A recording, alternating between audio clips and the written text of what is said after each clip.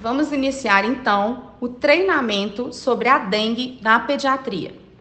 A dengue é uma arbovirose transmitida pela picada da fêmea do mosquito Aedes aegypti. O vírus da dengue é um vírus RNA relacionado ao gênero Flavivírus, com características semelhantes aos vírus da chikungunya, zika e febre amarela. Possui 4 sorotipos: 1, 2, 3 e 4. Após a picada por um mosquito Aedes aegypti infectado, os indivíduos podem apresentar sintomas da dengue em um período que varia de 3 a 14 dias. Indivíduos infectados podem transmitir o vírus da dengue e permanecem infectantes aos mosquitos durante todo o período virêmico, que é de aproximadamente 7 dias. A infecção por um determinado sorotipo do vírus da dengue confere imunidade permanente contra esse mesmo sorotipo e proteção cruzada temporária contra os outros sorotipos. Quando suspeitar de dengue, febre maior que 38 graus, com duração entre 2 a 7 dias, associada a pelo menos 2 ou mais das seguintes manifestações: cefaleia ou dor retroorbitária, mialgia, artralgia, prostração, exantema, náuseas ou vômitos, petequias, prova do laço positiva e alterações laboratoriais, sejam elas leucopenia, plaquetopenia e aumento do hematócrito. Apresentações inespecíficas, como recusa alimentar e de líquidos, diarreia, dor abdominal, rubor facial, adinamia, sonolência, irritabilidade e até mesmo dor de garganta podem fazer parte do quadro. Em crianças, pode ocorrer um agravamento súbito do quadro. Como é feito, então, o diagnóstico laboratorial? Durante a fase febril, o diagnóstico pode ser realizado pelo isolamento viral, pela detecção do genoma viral no sangue, o RT-PCR, ou pela detecção de proteínas virais não estruturais, o NS1, por meio de teste rápido. O diagnóstico sorológico é feito por meio da detecção de anticorpos IgM a partir do 6º dia de doença. Os níveis de IgM atingem seu pico máximo por volta do 15º dia de doença e permanecem detectáveis por 30 a 60 dias. Os títulos de IgG se elevam após o 8º dia e permanecem detectáveis por toda a vida. Quais são, então, os sinais de alarme da dengue? Dor abdominal intensa, referida ou a palpação. É uma dor que apresenta-se como progressiva, até contínua ou sustentada e muito intensa. Aparece no final da fase febril. Desordem do sensório. Apresenta-se como irritabilidade, sonolência ou mesmo letargia. Hipotensão postural e ou lipotímia.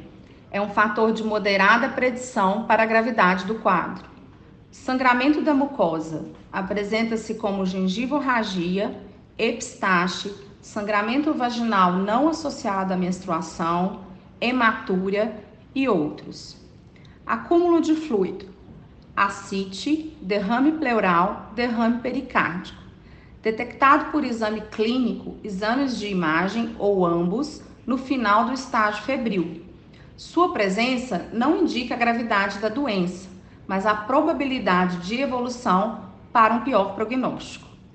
Hepatomegalia apresenta-se com início abrupto, mais de 2 centímetros abaixo do rebordo costal e geralmente é uma hepatomegalia dolorosa. Aumento progressivo do hematócrito é sinal de extravasamento plasmático. Idealmente deve ser avaliado em dosagens consecutivas durante o monitoramento. O hematócrito deve ser considerado aumentado se maior que 10% do valor de base ou dos valores medianos próprios para a idade. Vômitos persistentes.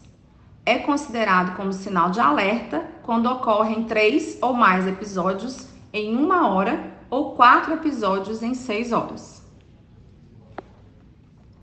Situações especiais que merecem maior atenção: crianças menores de 2 anos, pacientes com comorbidades, hipertensão, diabetes mellitus, doenças hematológicas crônicas, como anemia falciforme, doença renal crônica, asma e doenças autoimunes. Prova do laço. Por muito tempo, a prova do laço vem sendo recomendada no estadiamento da dengue. No entanto, uma revisão sistemática publicada em 2022 pela Organização Pan-Americana de Saúde, Organização Mundial de Saúde, OPAS-OMS, identificou 217 estudos em que o valor de predição da prova do laço foi baixo para formas graves e critério de hospitalização. Para essas circunstâncias, sua realização pode trazer discordância na condução dos casos. Algumas coisas devem ser ressaltadas, né? Na realização da prova do laço, é necessário ter um manguito adequado para cada criança, para cada faixa etária, de acordo com o tamanho do braço, bem como dispor de uma tabela com os valores adequados de pressão arterial sistólica e diastólica, ao qual vai ser consultado para avaliação dos resultados. Como que eu vou realizar, né, a prova do laço? Verificar a pressão arterial da criança e calcular o valor médio pela fórmula. Pressão arterial sistólica mais pressão arterial diastólica dividido por 2. Então, a média das PAs vai ser o valor que eu vou buscar. Vou insuflar o manguito até o valor médio e manter durante 5 minutos em adultos e 3 minutos em crianças.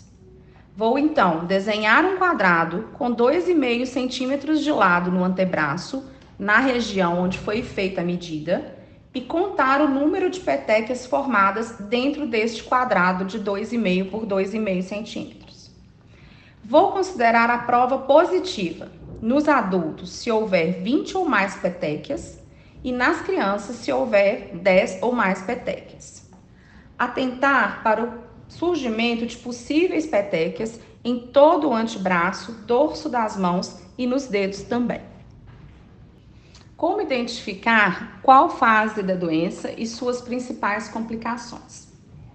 Então, a gente tem um gráfico, né, mostrando que nos primeiros dias da dengue, ela cursa com a febre alta, podendo chegar até 40 graus ou mais, com sinais de desidratação, comprometimento de alguns órgãos que podem se agravar ao longo dos próximos dias, elevação do hematócrito progressiva, queda de plaquetas progressiva, que coincidem com a fase de viremia elevada e ainda sem complicações secundárias. Por volta do 4º, 5º dia, nós vamos entrar num segundo momento, que é a fase crítica da dengue. Nessa fase, é a fase onde a gente também conhece como defervescência da febre, vão ser a fase onde vão aparecer os sangramentos e o maior comprometimento dos órgãos-alvo, podendo evoluir inclusive com um choque hemorrágico. Vamos observar então uma queda mais acentuada das plaquetas, uma elevação ainda maior do hematócrito e uma redução da carga viral e viremia. Mas, nessa fase, eu ainda não consigo fazer a detecção por títulos sorológicos. Num terceiro momento, depois da passagem do 6º para o 7º dia, vou entrar na fase de recuperação. Nessa fase de recuperação, eu ainda posso voltar a ter febre, mas uma febre mais baixa, um estado febril. Ocorre a reabsorção da sobrecarga de fluidos recebidos, né, ou produzidos durante a fase crítica. Ainda pode ser visto algum comprometimento de órgãos-alvos, as plaquetas começam a se elevar e o hematócrito começa a baixar. Nessa fase, a viremia começa a desaparecer e os títulos sorológicos começam a subir. Como conduzir, então, um caso suspeito de dengue? Em caso suspeito, em que há relato de febre, usualmente de 2 até 7 dias, mais 2 sintomas já relatados, né? Pelo menos cefaleia, dor retroorbitária, exantema, petequias, mialgia, artralgia, náuseas ou vômitos, leucopenia e prova do laço positiva. E para o público pediátrico, eu vou considerar ainda febre sem sinais localizatórios ou mesmo a ausência de febre em crianças menores, lactentes jovens. Uma vez suspeitado do caso de dengue, eu preciso fazer a notificação, porque todo caso suspeito deve ser notificado.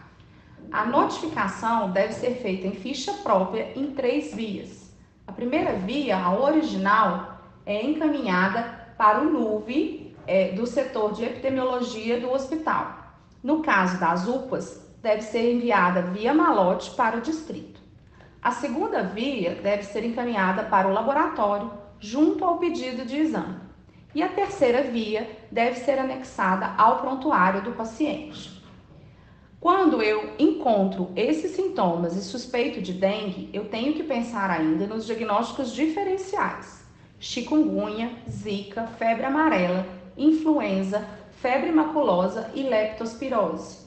Ou, neste momento epidemiológico, ainda pensar que estamos cursando com outras viroses ao mesmo tempo.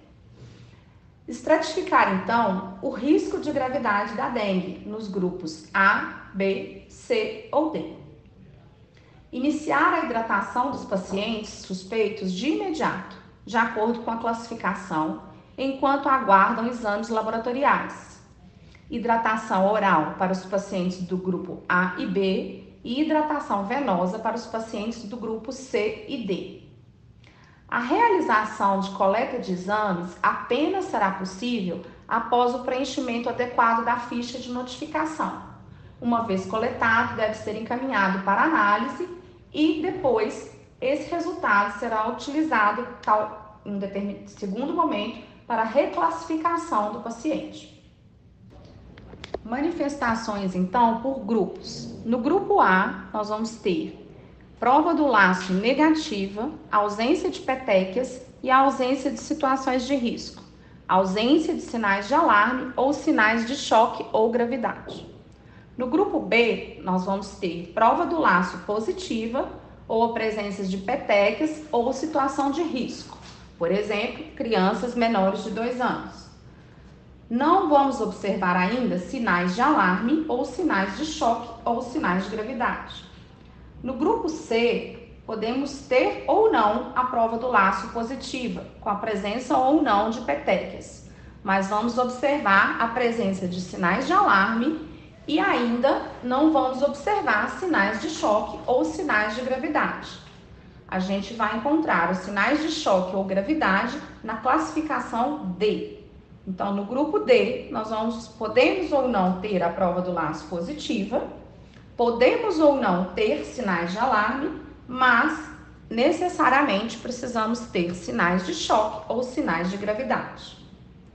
Dos valores de hematócrito considerado para cada idade, vamos considerar o hematócrito aumentado se ele estiver acima de 10% do basal do paciente ou da mediana calculada para a idade. Nos adolescentes do sexo masculino, vamos considerar o hematócrito aumentado quando o valor vier igual ou superior a 45. Nos adolescentes do sexo feminino, quando vier igual ou superior a 40. Observando-se ainda as doenças de base de cada criança, que podem modificar esses valores. Crianças menores de 1 mês, hematócrito de 51%. Crianças entre 1 mês e 2 meses, 43%. Crianças entre 2 e 6 meses, 35%.